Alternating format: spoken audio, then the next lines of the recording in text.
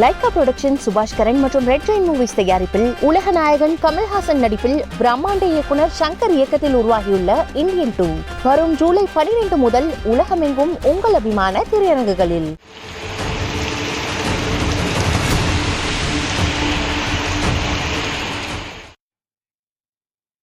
ஆறு மணி நேர தொடர் கனமழை நாட்டின் வர்த்தக தலைநகரையே ஸ்தம்பிக்க செய்துள்ளது. ரயில் மற்றும் விமான சேவைகள் பாதிக்கப்பட்டதால் பொதுமக்கள் சிரமத்திற்கு ஆளாகினர்.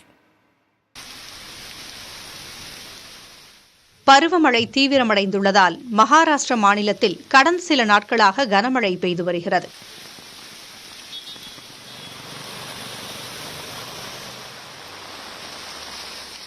மும்பையில் அதிகாலை 1 மணி முதல் காலை 7 மணி வரை 30 சென்டிமீட்டர் மழை பதிவானதால் பெரும்பாலான சாலைகளில் வெள்ளம் பெருக்கெடுத்து ஓடியது.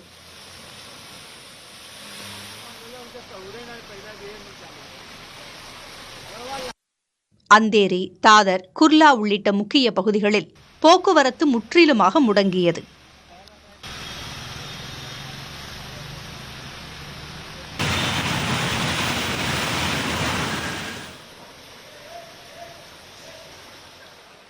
ரயில் நிலையங்கள் மற்றும் தண்டவாளங்களில் தண்ணீர் தேங்கியதால் மும்பையின் போக்குவரத்து உயிர்நாடியாக கருதப்படும் புறநகர் ரயில் சேவை பாதிக்கப்பட்டது.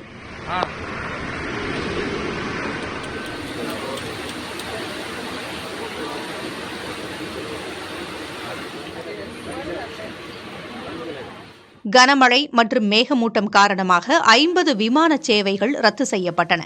காலை 11 மணிக்கு பிறகு மீண்டும் விமான போக்குவரத்து சீரானது.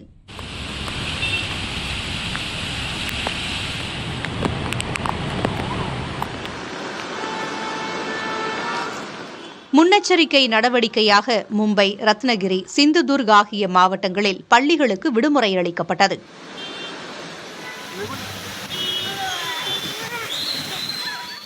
கனமழை பாதிப்பு மகாராஷ்டிர சட்டப்பேரவையிலும் எதிரொலித்தது. மழை பாதிப்பு காரணமாக பெரும்பான்மையான உறுப்பினர்கள் பங்கேற்க முடியாததால் பேரவையின் இரு அவைகளும் நாள் முழுவதும் ஒத்திவைக்கப்பட்டன.